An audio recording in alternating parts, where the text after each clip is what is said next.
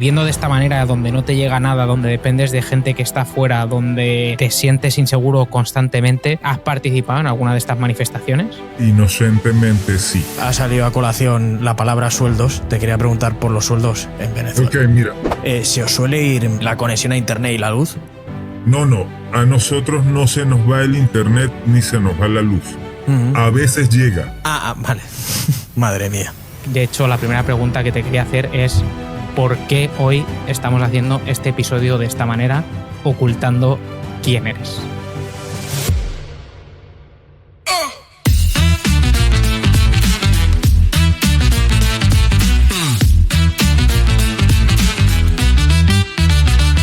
Hay personas que tienen algo que contar. Tras cada logro hay un antes que cuesta mirar. Detrás del éxito, trabajo y caída. Caminos que enseñan aunque duelan en la vida. Charlas sinceras sin guión ni disfraz. Donde el esfuerzo se escucha de verdad. Samu y Juanpa sin filtros al frente. Con historias que inspiran, reales, valientes. Porque cada paso deja una huella gigante. Bienvenido a Pensando en Grande.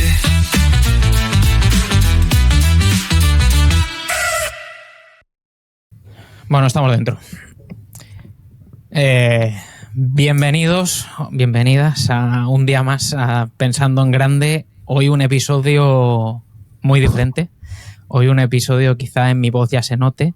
La persona que tenemos delante no se va a identificar. Su cara no la podréis ver, el que nos esté viendo en YouTube, y el que nos esté escuchando únicamente su voz no será su voz. Hoy venimos a hablar de Venezuela, de la situación allí, y venimos a hablarlo con una persona que vive en el país y que ha vivido, durante muchos años allí y conoce muy bien cuál es la situación.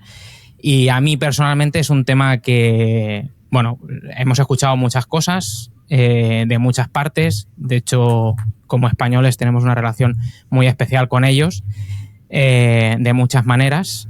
Especialmente nuestros políticos. Entonces, hoy intentaremos ser lo más objetivos posibles y escuchar la experiencia de una persona que vive allí y que viene a contarnos cuál es la situación sin ocultar cosas ni... de la manera más objetiva posible, siempre sabiendo que pues son sus vivencias, pero no por eso dejan de tener validez, y de hecho de eso hablábamos un poco antes de empezar este episodio. Así que, nada, es una pena que hoy tengamos que grabar así, que no podamos mostrar tu cara, que no podamos dejar que la gente escuche tu voz, pero, de hecho, la primera pregunta que te quería hacer es ¿por qué hoy estamos haciendo este episodio de esta manera, ocultando quién eres? Pequeña referencia. Hace 20 días, una persona que se puede decir que es crítico o era crítico del gobierno, no por inventar cosas, sino por decir las cosas como estaban pasando, apareció muerto. Así. Bueno, sí, sin más. Creo que no hace falta más razones. Sí, ya está, tal suficiente. Cual. Sí, y es así de crudo, ¿no? Y por eso empezamos este episodio así. Quería preguntarte, ¿qué es lo más duro de seguir viviendo en Venezuela ahora mismo? Bueno, duro. El país del cual te enamoraste ya no existe. Los amigos que tenías ya no están. En infraestructura es algo que añoras, pero sigues pegado a la poca gente buena que queda. Entonces se vuelve un tema emocionalmente desgastante. Tienes que somatizar mucho eso y llevar la vida con soda para no deprimirte. Uh-huh. Por dar un poco de contexto, que yo me he estado mirando fechas porque, nosotros lo vemos en los periódicos, tú lo has vivido y ahora te preguntaré sobre tu experiencia en ello, pero si no estoy mal informado, en el año 99 llega al poder Hugo Chávez, en el 2013 muere, empiezan unas protestas masivas, de ahí en el 2018 Maduro es reelegido, bastante cuestionable. 2019 Juan Guaidó, que esto lo recordamos, se autoprograma presidente, lo apoyan muchos países, pero no consigue quitar a Maduro de en medio. Y bueno, básicamente Maduro sigue en el poder, millones de venezolanos se desplazan hacia afuera y el año pasado, de hecho 2024, hay unas elecciones presidenciales, sale María Corina y María Corina no está en el poder. Entonces, ¿nos puedes contar un poco cuál ha sido tu experiencia en esas? Soy consciente, porque fuera de micrófono hemos hablado alguna vez sobre esto, tú has vivido protestas y no solo has vivido protestas, sino ha habido amigos tuyos que ya no están. Entonces, ¿nos puedes contar un poco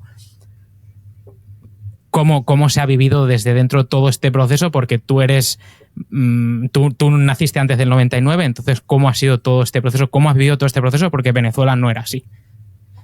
No, Venezuela no era el país del cual te ibas. Venezuela era el país al cual llegabas, en el cual querías estar, en el cual, y no de Sudamérica solamente, de Europa, de Estados Unidos. Acá hay un mix de personas muy amplia, porque durante muchos años fue un sueño americano. No el sueño americano, pero podría decir que era un sueño americano. Y luego la gente se hartó de vivir bien y eligió a Chávez. Luego de esto, mira, voy a decir algo que puede sonar un poco fuerte. Aparte de que el Estado o el régimen se ha dedicado a hacerse fuerte en el poder, también ha tenido muchos colaboradores externos que han servido de tontos útiles o se han hecho pasar por tontos útiles para lograr apuntalarlos en el gobierno. Yo pensaría que muchos de esos políticos de oposición ahora simplemente se prestaron para jugar ese papel y ayudar a mantener al régimen en el poder, valga la redundancia. ¿Ok? Debes tener en cuenta que este no es un simple gobierno de izquierda. Acá hay muchos matices de los cuales ha sido acusado, no solo internamente, sino por muchos analistas políticos del exterior, europeos, americanos, el cual les dan lazos, dan pruebas y muestran que están relacionados con bandas delictivas. Y allí tú ya entiendes que es mucho más complejo, que no es nada sencillo y que simplemente no es solo dejar el poder. Es que perteneces a organizaciones mucho más grandes que traspasan los lineamientos políticos clásicos de los gobiernos, independientemente que sean de derecha, de centro o de izquierda. No te puedes aferrar tanto al poder simplemente por hambre de poder. Porque si vamos a hablar de eso, sí, con todo el dinero que ya tienen, podrían ser los mejores empresarios de todo el continente americano. ¿Y por qué empiezan todas las revueltas? O sea, quizá lo primero es por ir al origen. O sea, ¿qué hace a la gente, bueno, votar en aquel momento algo que supongo que no se preveía que fuera un régimen como el que tenéis a día de hoy? ¿Y cuándo la gente, o sea, por qué vienen todas estas revueltas? ¿Te lo digo Vox Populi o te lo digo por análisis en retrospectiva? Como quieras. Okay. El Vox Populi era porque las cosas subieron de precio por un paquete económico que hace en ese momento el presidente que estaba en el gobierno, estamos hablando del 88, creo que era Carlos Andrés Pérez, ¿ok? Y él tira un paquete económico en el cual la gente sale a protestar porque hubo un pequeño incremento en la gasolina y en unos impuestos. ¿Qué sucede? Si vemos el contexto mundial, había una recesión mundial y había que hacer ajustes para evitar descalabros mayores a posterior. El venezolano promedio estaba acostumbrado a vivir muy bien y esto le molestó. Obviamente, las televisoras clásicas del país se prestaron para crear una matriz de opinión y colocarlo como el presidente malo y que venía un salvador, una persona que se había preocupado y había luchado mucho por su gente desde antes, porque acuérdate que la primera vez que Chávez sale en la palestra pública, él sale como un golpista. Vámonos un poco más atrás del 88.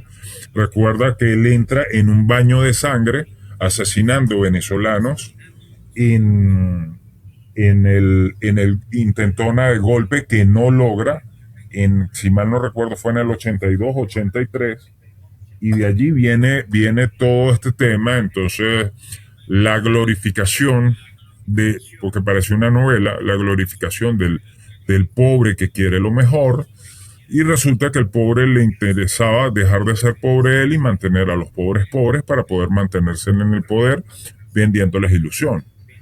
Y allí viene el problema. Entonces, a partir de allí, él lo que hace es una desarticulación progresiva de las estructuras gubernamentales, los cimientos gubernamentales, y por eso es tan importante, que sonará cliché y sonará politólogo, que es el mantener independientes los poderes. El ejecutivo, el judicial deben estar separados del gubernamental. Cuando tú comienzas a corromper o a borrar esos límites, comienzas a generar corrupción interna. Cuando te comienzan cuando Irene Montero comienza a destruir los lineamientos, también comienza a crear todo ese sistema de deuda de favores. Cuando comienzas a crear ese tipo de situaciones, la gente comienza a dejar de hacer lo mejor para el país y comienza a hacer lo mejor para sí mismos. Perdón que te corte un momento. ¿En qué año empieza a pasar esto? Es para calcular cuántos años nos quedan para ser igual que Venezuela. Mira, ahorita están ustedes viviendo el periodo 2009-2017. Vale, o sea, nos quedan 7, 8 años. Sí, donde todavía hay dinero. A lo mejor, digo, o sea, siendo optimista. Donde todavía hay dinero, pero tienes que ir moviendo tus capitales y tus inversiones y tu familia a otro país. ¿Por qué? Porque... O sea, ahora sería el momento de hacer eso, ¿no? Sí. ¿Por qué? Porque todavía no hay un punto de rechazo a tu nacionalidad. Recuerda que incluso acá se ha generado una estructura de enviar personas de malos hábitos, porque hay personas buenas y personas malas. ¿Ok? Así de sencillo. Ya. No existen nacionalidades buenas o nacionalidades malas. Entonces, ¿qué es lo que sucede? Mira, Venezuela decía, Venezuela no es Cuba, Venezuela no es una isla. Y luego del 2014 prácticamente se crearon unos muros alrededor de Venezuela para que nadie entrara y saliera. Y luego no había pasaportes. Y ahora la nacionalidad está tan mancillada que nadie te quiere recibir. Y ya dejan... Sí, el rechazo a la inmigración venezolana. Exactamente. ¿Por qué? Bueno, porque si tú te encargas de exportar a tu peor... Sí, a la calaña del país, pues al final... Yo no culpo... Es la fachada que muestras. Yo no culpo a que alguien en Panamá o alguien en Nueva York diga el venezolano es malo, porque si lo que ha conocido todo es malo, entiendo que sea reacio. Por suerte, mira, países como Costa Rica recibieron las primeras oleadas de emigrantes venezolanos, recibieron a los profesionales y están muy bien. Uruguay recibió emigrantes venezolanos y están muy bien.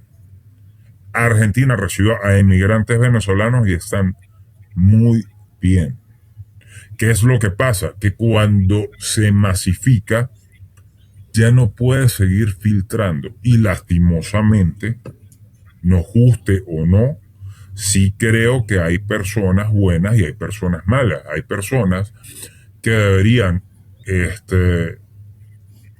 por un tema de idiosincrasia, no deberían emigrar. Pues si tú no eres capaz de integrarte a la sociedad a la que vas a llegar, respetar sus reglas y sus costumbres, no deberías emigrar. Y eso no aplica solo al venezolano.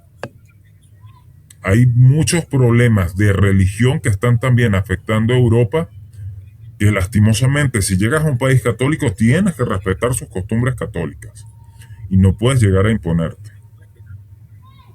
Y me estoy saliendo del tema, pero también se tiene que decir. Sí, es un tema... Sí. Es verdad que cuando se empiezan a romper lazos culturales y se intenta imponer cosas, pues vienen problemas asociados. Y entiendo la reacción de la sociedad a que no tienes por qué dejar mancillar tus costumbres, tus valores y tus principios por aceptar a alguien que está llegando, que ni siquiera sabes quién es. En mi país yo era tal. Sí. Eso era en tu país. Aquí eres don nadie y tienes que labrarte un futuro a punta de trabajo, de buenas costumbres y de echarle un montón de ganas. No puedes llegar a imponerte. Sí. Oye, y aterrizando de nuevo, volviendo otra vez, que nos hemos ido a la inmigración, vamos a volver a Venezuela otra vez. Antes de empezar como este bloque, se ha comentado de que ha habido protestas y tal, y de que hay amigos que ya no están. Cuenta un poco, porque bueno, viendo cómo está el país y queriendo salir como a defender tu país o un mundo mejor para ti, para los tuyos y para el propio país, y que por lo que se ha dicho que en pasado ya no están, pues al final acabas donde todos nos estamos imaginando. Cuenta un poco, o sea, cómo es ese proceso o esa manera en la que internamente o a nivel corazón, digamos, a nivel patriótico, si se puede decir así, quieres salir, pero cuando sales recibes lo que recibes. Perder a gente. En este momento ya no sucede porque, como te dije, las instituciones están desarticuladas, pero normalmente las primeras personas que colocaron un punto y aparte y le plantaron cara al Estado venezolano fueron los estudiantes. Son los movimientos que clásicamente son los primeros en rebelarse ante la opresión. En el mercado, en la estructura actual de país. Comenzaron las protestas universitarias, luego entra lo que es la secundaria, también allí a protestar, y de allí comienzan el aparato represivo. Primero fue la policía, balines de goma, todo esto. De repente suena un poco fuerte, pero después de que te han disparado, ya los balines de goma suenan como que no, venían en son de paz. ¿Por qué? Bueno, porque no te iban a matar. Pero luego comienzan desapariciones. Luego comienzan a asesinar a mansalva, incluso en televisión nacional. Y haber excusadores de oficio que le lavan la cara a las personas represivas del régimen, a los cuerpos de seguridad del régimen, y justifican todo esto diciendo que están defendiendo. Y pasan, y siempre el tema es un tema de generar matrices de opinión. Quieren borrar el hecho de que no hay recursos para las universidades, que si tú no preparas las generaciones las nuevas generaciones, te vas a quedar con un país inculto, incapaz de progresar, incapaz de tener un sistema productivo constituido y consolidado. No en Venezuela, en cualquier país pasa eso. La universidad siempre tiene que ser prioridad, porque de allí salen los educadores, sale la salud, es el soporte de todo. de todo sistema moderno de país.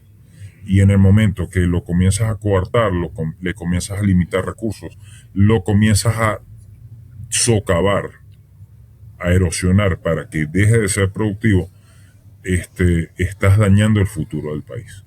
Y si no lo entiendes, mira, tienes problemas.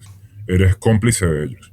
Y así comenzaron a matar estudiantes. Mataron a estudiantes en Zulia, mataron a estudiantes acá en el centro, mataron a estudiantes en los Andes, en todo, o sea, en todas partes. O sea, hubo represión a nivel nacional.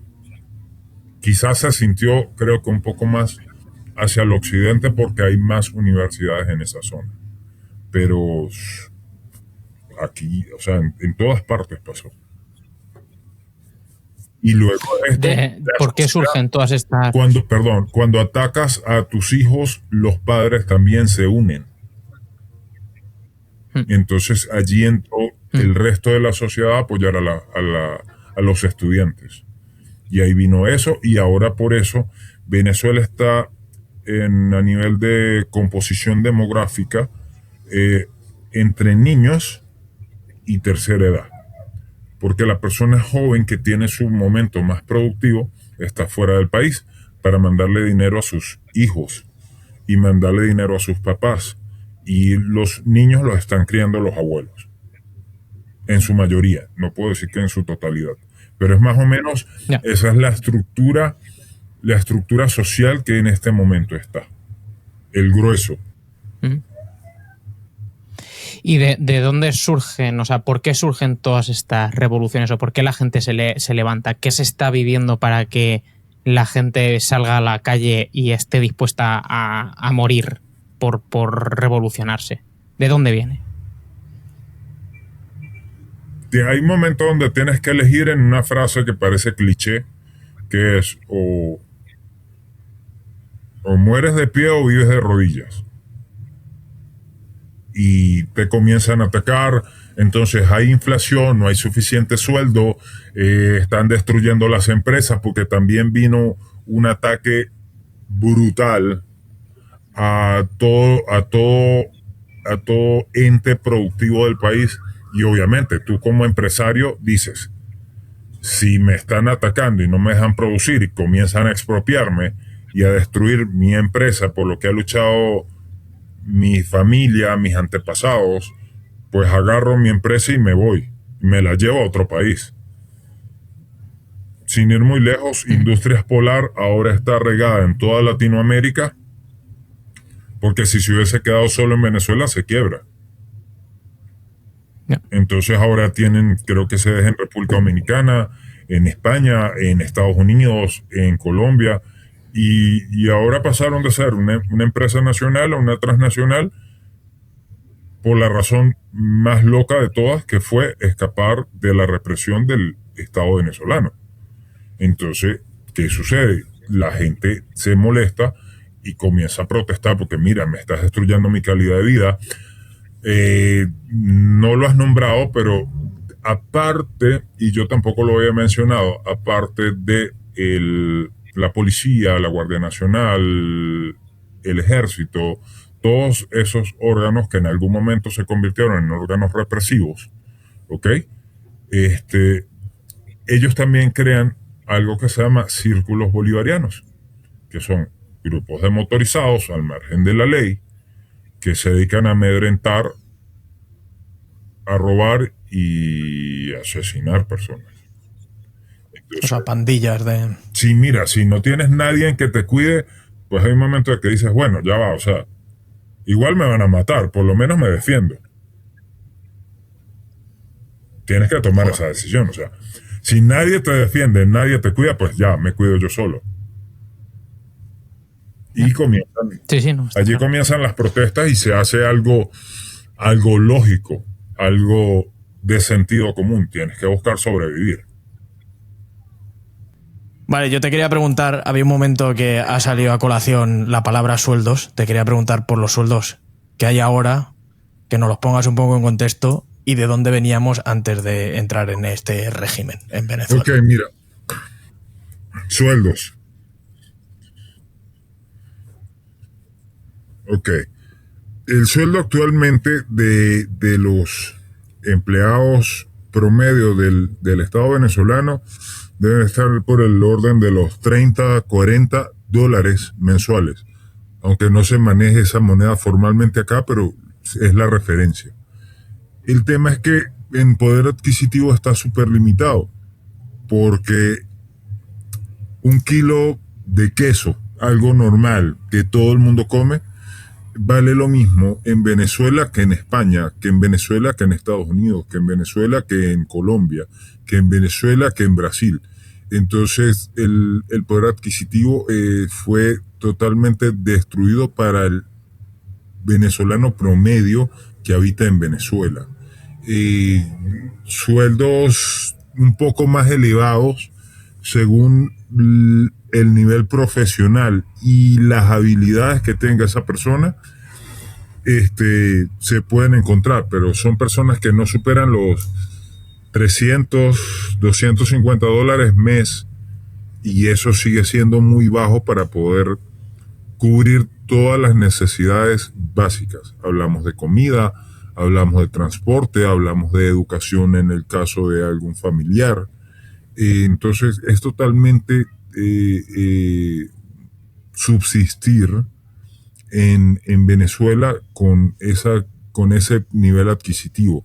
Recuerda que ya no hay grandes empresas porque la mayoría de empresas escaparon debido a la persecución impositiva que generó el Estado. Y aparte de eso, las mega devaluaciones que se han vivido en las 2 últimas décadas de la moneda nacional, ¿no? Entonces, no, la verdad, no tienes un poder adquisitivo real. ¿Y hace 2 décadas? O sea, ahora hemos quedado, por hacer un poco de resumen, unos 30, 40 dólares un funcionario público, el mejor de los casos 300 dólares a fecha 2025. ¿Y hace 2 décadas? Hace 2 décadas, una enfermera, un profesor de primaria, un profesor de secundaria con moneda venezolana, podría estar en el orden de 700, 900 dólares. ¿Ok? Estamos hablando, ojo, no del mejor sueldo, estamos hablando como del sueldo raso. Entonces tenías un poder adquisitivo mayor. No digamos que eras un supermillonario, pero podías cubrir las necesidades básicas. Cubrir necesidades básicas. Exactamente. No estamos hablando de que la persona quiere ir el fin de semana a Ibiza y en un mes voy a Kilimanjaro y luego va a Mónaco. No. Estamos hablando de personas promedio, pero estamos hablando de cubrir servicios básicos, comida, vestido, ropa, o sea, lo esencial para vivir dignamente. Todas esas necesidades se cubrían sin ningún tipo de problema. Oye, y otra pregunta que te quería hacer, viendo los problemas que estamos teniendo a nivel comunicación de internet y demás, ¿se os suele ir la conexión a internet y la luz de forma recurrente o no? ¿Qué hacéis en esas situaciones? No, a nosotros no se nos va el internet ni se nos va la luz. A veces llega. Vale. Madre mía. Sí, vale. Porque existen momentos, eso depende de la zona. Normalmente Caracas la cuidan mucho más y en Caracas se te puede ir 2, 3 horas la luz un día y se forma un escándalo. Pero hay sitios como Barquisimeto, como Valera, como Barinas, donde Zulia, Maracaibo, donde puedes tener luz 4 o 6 horas al día. Joder. Y no son continuas, son 2, 3 horas y luego 2, 3 horas más. Imagínate qué productivo puede ser y piensa que en Barinas o en Maracaibo la temperatura promedio oscila entre 29 y 36 grados. Pua. ¿Y cómo gestionáis? O sea, sabiendo que esto es así, ¿cómo gestionáis el ritmo de vida? No lo gestionas. No lo puedes Vives el gestionar, momento no hay y ya forma. está. O sea, no puedes Exactamente, planificar o sea, absolutamente nada. No, tienes que ir solucionando. O sea, llegó la luz, tienes que ver si en el momento que hay luz hay agua y lavas, tienes que ver, entonces aprovechar y tienes que comprar, el hielo, también viene la especulación, el hielo que cuesta $2-3, luego te lo quieren vender la bolsa de hielo para podérselo colocar a la poca comida que compres y no se te dañe, te venden la bolsa en $5-7. Buah. Recuerda que acá hubo un apagón nacional de 5 días. 5 días. Yo creo que en Ucrania no se ha ido la luz 5 días en guerra. Buah, qué barbaridad. Que en Israel, que en ninguno de esos países se ha ido la luz 5 días seguidos. Acá hay momentos de 4 horas de electricidad en la mañana, 4 en la tarde y luego en la noche no hay.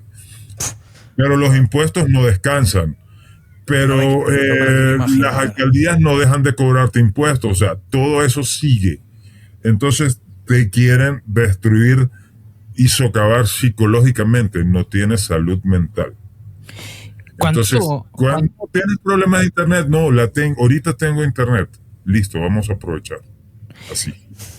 ¿Cuánto cuesta? Estamos hablando, hablabas de unos sueldos en torno a $300 al mes. ¿Cuánto, por hacernos una idea, cuánto cuesta un alquiler? ¿Cuánto puede costar un alquiler de una casa?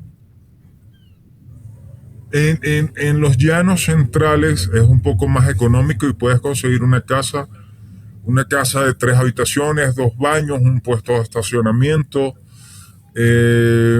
zona normal, no estamos hablando de urbanización privada ni nada, porque el tema de seguridad es importante, recuerda. Puede ir entre $150 a $250 con suerte. Estoy hablando de muy buen alquiler barato. O sea, se te va el 65-70% de tu sueldo o más solo en pagar vivienda. Y el resto, si te da, pues, necesitas a alguien que esté afuera que te colabore, que te ayude con algún gasto para poder cubrir lo básico. O sea que vivís en Venezuela, al final vivís gracias a la gente que está afuera y os manda dinero. Sí. O sea, no es posible, un venezolano no puede vivir, no puede tener una casa y tener una familia trabajando en Venezuela. Trabajando en Venezuela, no. Tienes que tener ya algún cargo directivo, algún cargo gerencial para decir que cubres todas tus necesidades. Pero el venezolano de a pie, el venezolano promedio, no le dan los números.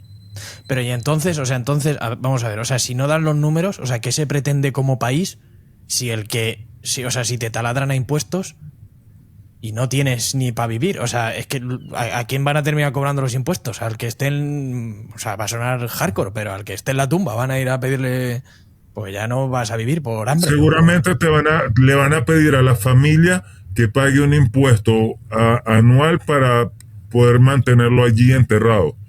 De hecho, los últimos 7, 8 años ya no se entierra la gente, sino que se crema porque es más barato, porque enterrarlo cuesta $1,500 y cremarlo cuesta $500. Entonces, prefieres cremar a un familiar y de paso te lo puedes llevar cuando escapes de Venezuela. Digo, salgas a viajar. Sí. Salgas a viajar para no volver. Es extremadamente triste. Oye, has hablado de una cosa, has nombrado la seguridad, has dicho, porque la seguridad es muy importante. ¿Tienes miedo en tu día a día? O sea, ¿vives con miedo o son solo episodios puntuales? ¿Por qué has hablado de la seguridad? Venezuela ha pasado momentos tan fuertes y teníamos algo bueno en los últimos 3 años, cuando no estaban repatriando los hombres de la revolución, porque los malandros se habían ido, los habían exportado y había un poco más de seguridad. A raíz de todas las deportaciones de Estados Unidos ha vuelto a incrementarse la inseguridad y está, de nuevo se está volviendo un tema del diario. Hey, ten cuidado, hey, mira, cuidado por donde caminas, mira, por esa zona no, entre tales y tales horas, porque ya no es seguro ir por allí. Tienes que tener cuidado, no, mira, van a ir para tal sitio, hey, váyanse 2 o 3 porque van a estar mejor. ¿Ok? Y el tema de que muchos se han ido ha sido un poco un aliciente para en ciertas zonas como Maracay, como Valencia, como mismo Caracas, de que ya se ha vuelto un poco más seguro, pero no mucho. O sea que realmente si tú sales con algún familiar a dar un paseo, vas con miedo. En el día a día vas con miedo. ¿O no es para tanto? Vas mirando a todos lados. Te vuelves un poquito esquizofrénico. Pero debes andar así para que no te pase nada. Y temes o poder evitar que te pase. Temes que pueda ir a más. O sea, dado que si te falta, o sea, si te falta techo y te falta comida por los sueldos que hay y por lo que has comentado que cuestan los alquileres y demás, ¿tienes miedo de que esto vaya a más y no sea que seas esquizofrénico mirando para todos los lados, sino que tengas que mirar porque es que a lo mejor te quitas lo poco que tienes? Sí, claro. Es que tú no... La pregunta no es si te va a pasar o no, es cuándo te va a pasar. Ostras, ¿cómo... O sea, no sé cómo decirlo. O sea, ¿cómo lo normalizáis? ¿Procesas? Sí, ¿cómo lo procesas? No se normaliza. Al principio has dicho una palabra, pero un verbo, pero no me acuerdo cuál ha sido. Como que no sé cómo ha sido. Somatizas. Somatizas, eso. Lo que pasa es que o te adaptas o mueres. Ya. Y tienes que aprender a andar con cuidado y tienes que saber por qué zonas puedes estar y por cuáles no. Joder. Y di, Juan Pajo. No, iba a decir, has vivido, o sea, entiendo por lo que estás contando, o sea, creo que es complicado ponerse en vuestra piel. Creo que somos unos privilegiados de vivir donde vivimos, porque al final pues no nos falta de comer. La electricidad, bueno, más allá del apagón que hubo hace poco, en principio siempre lo tenemos o sea, eso fue una muestra. Sí. Eso es el inicio, ¿no? Ese es el comienzo. Sí. Pero bueno, más allá de eso, donde quería ir es... creo que no nos podemos poner en vuestra piel del todo. O sea, creo que estamos muy lejos de donde estáis vosotros. Espero que sea así por mucho tiempo. O sea, donde quería llegar es... entiendo que viviendo de esta manera, donde no te llega nada, donde dependes de gente que está fuera, donde te sientes inseguro constantemente, empiezo a entender un poco el por qué quieres salir a la calle a intentar de alguna manera solucionar la situación, ¿no? A de alguna manera manifestarse. ¿Tú has vivido, has participado en alguna de estas manifestaciones? Inocentemente sí. ¿Por qué inocentemente sí? Porque en ese momento pensé que todos los que estábamos en la manifestación queríamos un cambio para mejor para Venezuela. Entiende algo, no estoy en contra del régimen, estoy al favor de mi país. O sea, ellos se inventan enemigos. Yo no quiero que nada malo le pase a nadie. Yo lo que quiero es que algo bueno nos pase a todos. Eso es todo. O sea, ¿qué es lo mejor si en un país donde todo el mundo trabaja, todo el mundo se esfuerza, todo el mundo le pone lo mejor de sí y nos va bien a todos? Ese debería ser el objetivo y la meta común de todas las personas que están en un país. Y digo personas, digo ciudadanos, no digo solamente las personas de ese país, sino de todos en ese país, porque si estás en ese país es porque quieres estar ahí, porque eliges estar ahí. Yo ahorita estoy donde lastimosamente estoy y luego veré si puedo irme a otro país. Si las cosas no cambian, porque tú tienes que buscar lo que más te sirva a ti. Y a donde llegues tienes que integrarte y hacer que las cosas sirvan para todos. Entonces, el tema es que cuando todos intentamos buscar lo mejor para el país, se nos agredió, se asesinaron y se desaparecieron a muchas personas, no solo compatriotas, porque personas que tenían muchos años viviendo en este país también fueron asesinadas, no solo venezolanos. Y aquí hay mucho italiano, español, portugués, americano de segunda o tercera generación, porque sus padres o sus abuelos huyeron de la Segunda Guerra Mundial y huyeron de cosas muy malas. Y en este momento el venezolano también está huyendo de algo que él considera muy malo. Nadie se va de su casa porque quiere. ¿Por qué no te has ido ya? Por necio. Por necio. No existe, o sea, no existe una razón válida por la cual yo no debería estar fuera del país. Joder. Realmente. Y me surge la pregunta, que ya lo hemos comentado en la intro, de que no aparece ni tu cara ni tu voz real. ¿Sientes miedo a que te vinculen con algo, a que políticamente, o a que puedas acabar como alguno de tus amigos? ¿Qué es lo que sientes? O cuando te vas a dormir, ¿cómo eres capaz de dormirte? Siendo en las condiciones que tenemos que estar haciendo esto ahora mismo. Mira, si no tomo las previsiones por decir lo que pienso, voy a pagar las consecuencias por decir lo que pienso. Y ojo, la diferencia entre una persona famosa dentro del Estado venezolano y yo es que al famoso lo van a mostrar preso 15 días y luego lo van a mandar a su casa. Yo no voy a salir ni en las noticias. Yeah. ¿Qué suele pasar con los que meten preso? Que no sean, digamos... Conocidos. Sí, conocidos y... Fosa común. ¿Conoces casos de... O sea, ¿tienes casos cercanos que hayan desaparecido y no vayan a volver? Sí. Es muy duro. O sea, como decía antes, creo que es complicado ponerse en vuestra piel. Y esto me lleva a preguntarte qué le dirías a esas personas, y en España yo lo he oído, que ensalzan la situación de Venezuela y dicen que es el ejemplo a seguir y que es como el ideal. ¿Qué les dirías?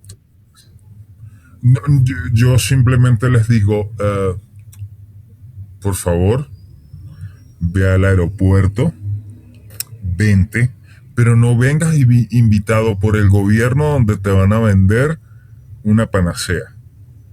Vente y disfruta de vivir en Venezuela con un sueldo de venezolano un par de meses y hablamos. Si sobrevives. Sin ayuda externa, ¿no? O sea, vente con lo Exacto. puesto. Vente. Te pagan un sueldo de aquí y búscate... No te vengas 15 días con 700 euros de tu quincena. Vente 2, 3 meses, pasa, vive como el ciudadano común. Y hablamos. Vale, y ahora, ¿qué le dirías a esa persona que defiende el argumento de esos políticos que aquí en España comentan eso? O sea, al político le invitas a que vaya para allá y lo viva y tal. Y a ese ciudadano de a pie que defiende lo que está diciendo esos políticos, bueno, también igual, ¿no? Vente con el político. Vente. O sea, lo que sucede es que yo te puedo decir toda la misa, pero nada como que lo vivas en carne propia para que valores lo bueno y lo malo. Yo no te digo que el sistema de derecha sea perfecto, pero te protege y te permite que tú mismo establezcas tus límites de crecimiento. Tu capacidad va a determinar tu límite de crecimiento. La izquierda te parte las piernas para después decirte, si sales en la noticia dando las gracias, te regalo las muletas. Ostras, qué buen... O sea, me río, pero qué buen... O sea, es un buen símil. Oye, ¿has sufrido alguna vez? Hablamos antes de seguridad y demás. Entiendo que el periodo, estamos hablando de un periodo ya bastante largo. No sé si empieza todo como en los años 2000 aproximadamente, estamos en 2025, son 25 años ya. ¿Has sufrido en este largo periodo algún robo o situación similar? O amenaza de muerte o alguna cosa así. Sí, todas. Sí a todo. Sí al de la muerte. Sí, al robo sí, pero si supieras que ahí he tenido como mucha suerte porque me he conseguido ladrones buena gente. ¿Qué significa eso? Que son solo como que, mira, dame tal cosa y yo no, toma. El último sí me salió así con un cuchillo como a las 6 de la mañana y yo, no. Ven, yo, no. Y salí corriendo y no me dejé robar. Porque era solo un cuchillo. Ya. Si es una pistola ya puedes correr. La pistola, la bala va a ir más rápido que yo, ahí tienes que evaluar. Y hablabas de miedo a morir, ¿en qué situación? No, eso sí. Eso sí. ¿En qué situación? Sí, siempre. Mira, cuando en los momentos de protesta no discriminan para llevarse al que sea por delante. De verdad, o sea, y allí se vuelve tan loco que puedes estar o no implicado en la protesta. Simplemente si estás en el sitio equivocado, en el momento equivocado. Y puedes acabar en la fosa que comentabas. Por no haber hecho nada. Exactamente. Ni ser juzgado, ni nada. Exacto. No. Por favor. Primero te declaran culpable y luego... Y luego una vez muerto ya preguntan. Exacto. Oye, ¿dónde crees que va el país? O sea, ¿crees que hay alguna solución? ¿Crees que no la hay, que no la habrá nunca? ¿Qué crees que tiene que ocurrir? O sea, ¿dónde vais? Mira, la política es muy sucia y Venezuela tiene su principal bendición con su principal cruz.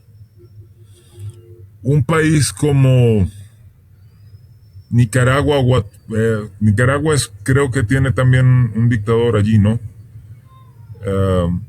Si mal no recuerdo. ¿Ok?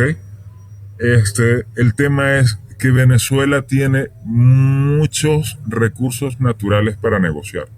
Tiene gas, tiene petróleo y la política es muy cochina.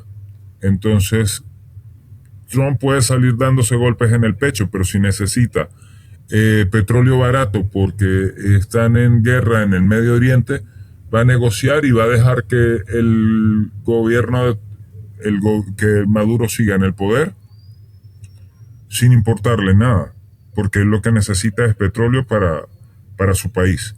Y es válido porque es su país. Él no le interesa los otros países. Así que nada va a cambiar porque los recursos de Venezuela le permiten negociar estratégicamente por su geografía y por sus recursos con cualquier persona, con cualquier gobierno, con cualquier estado. Y esos recursos están siendo dominados ahorita por el gobierno. Entonces, básicamente aquí no va a pasar nada. Y de repente cuando ven que la gente protesta mucho y tiene mucho descontento en la calle, sueltan algo de dinero, vuelven a aplacar la protesta y sigue. Pero eso es un ciclo repetitivo. Oye, entonces yo no creo que salga de acá ni que vaya a cambiar. Porque antes hablabas de el sueldo de un funcionario público que estaba en torno a los $40-50, no recuerdo el número exacto, pero me llama mucho la atención. Entonces, ¿cómo consiguen mantener al ejército y el resto de fuerzas de seguridad alineado con sus intereses. Ellos tienen otra estructura de sueldos. El empleado público civil, el empleado público que está ligado a la rama militar gana mejor, tiene otros bonos y otras cosas que la mayoría de venezolanos desconocemos. O sea que realmente, básicamente, están comprados, porque si no es están comprados y recuerda que cuando vives en este tipo de situaciones se mueven cosas como contrabando y cosas así. Ni siquiera contrabando de cosas muy legales, sino simplemente que cuando todo escasea, hasta conseguir algo normal, negocias. Puedes negociar con comida, puedes negociar con recursos, o sea, todo eso se vuelve un negocio. Sí, hay mucha demanda y muy poca oferta, pues a especular. Exactamente, creas embudos. Oye, ¿cómo es ir al supermercado? ¿Tú vas al supermercado y puedes comprar, digamos, cualquier cosa o siempre falta algo? No, hasta 2017 faltaban muchas cosas y se traían de Brasil y se traían de Colombia y se traían de Guyana y creo que también se traían de Curazao, ¿ok? Incluso por barcaza. Actualmente hay de todo. Tú llegas al supermercado y hay de todo. Y eso es lo que algunos influencers de izquierda se dedican a hacer videos. Lo que no te muestran es la letra pequeña, no te muestran la sumatoria de lo que cuesta comprar esas cosas. Porque recuerda, ahora todo está, incluso detalla que, y no sé, yo pienso que a nivel de precios estamos muy, muy símil con Europa en valores. Entonces, recuerda lo que la gente gana versus lo que cuesta. Sí, o sea, básicamente tienes acceso a todo, o sea, está todo disponible, pero no tienes acceso a ello. O sea, es imposible comprar. No tienes tu poder adquisitivo ha sido diezmado.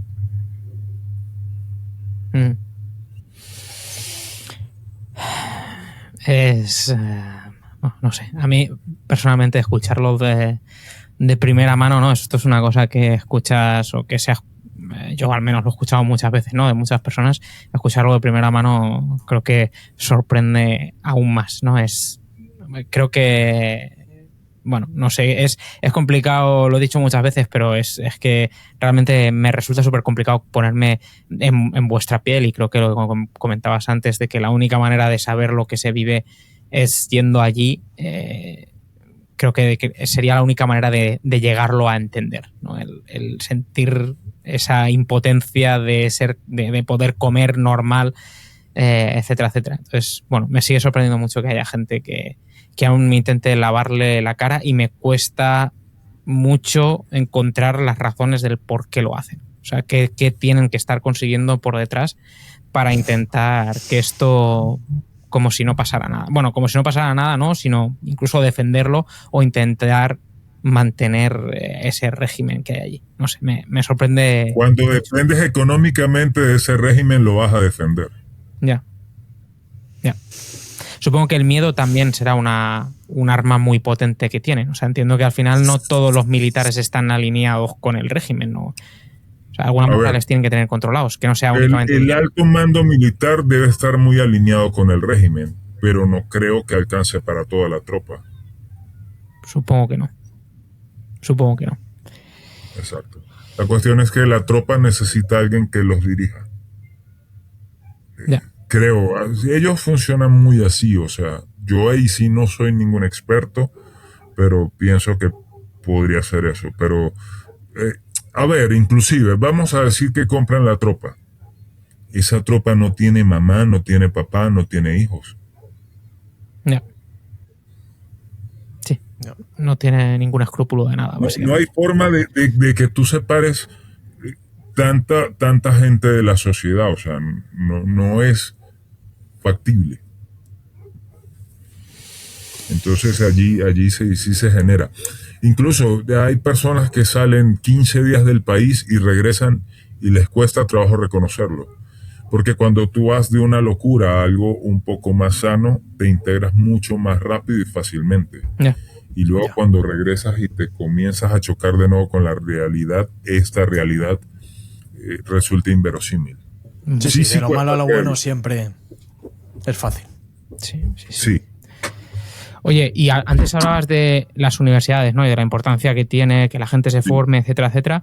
¿Cómo es ponerse enfermo allí? O sea, ¿tenéis buenos médicos? ¿Tenéis buenos recursos de cara a me tengo que operar? Ajá. ¿Perdón? No, te preguntaba que las universidades entiendo que al final también habrán ido de alguna manera bajando el nivel de los estudios, porque cuanto más tonta es la sociedad, más fácil es de controlar. Entonces te preguntaba a nivel medicina, a nivel médicos, si te pones enfermo, los médicos que hay son buenos, porque yo conozco médicos venezolanos que son buenos, pero que salieron del país hace ya bastante tiempo.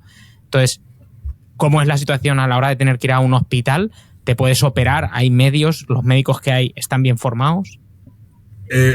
Los médicos están bien formados, muchos a nivel teórico mantienen un nivel de excelencia muy alto y se han preocupado por seguir preparándose, y eso es muy admirable.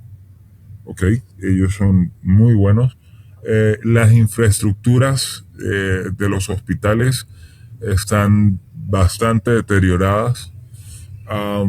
Algunos gobernantes de sus estados, gobernadores o alcaldes, han procurado que no queden totalmente inoperativos sus centros médicos, pero normalmente terminas teniéndote que operar en sitios privados, y pues el sitio privado es dolarizado. Puedes hacerte cosas muy básicas y consultas sencillas en los hospitales porque no cuentan con los recursos y el equipamiento adecuado, porque los equipos se desgastan, necesitan mantenimiento, necesitan técnicos, todo. Y allí no ha habido una inversión importante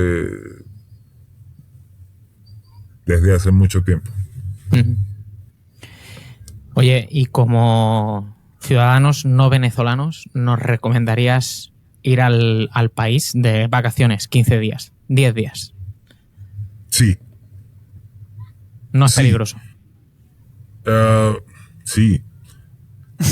Sí, a ver, ya va. Ok. Lo que pasa es que hay unos sitios geniales, pero es como que, mira, hay que cuadrar con un buen tour leader en ciertas zonas, porque de verdad es que hay sitios que tienes que conocer antes de morir, y no que te mueras yendo a conocer el sitio. Que también puede pasar.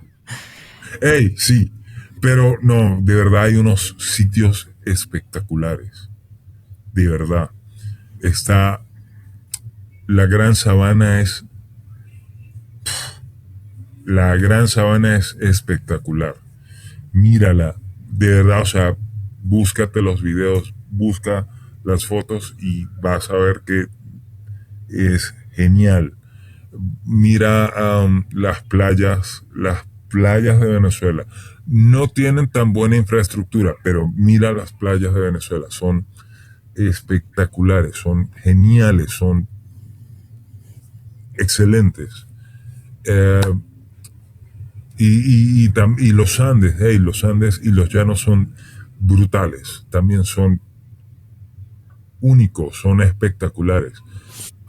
Pero ve con un buen tour leader para que no tengas malas experiencias.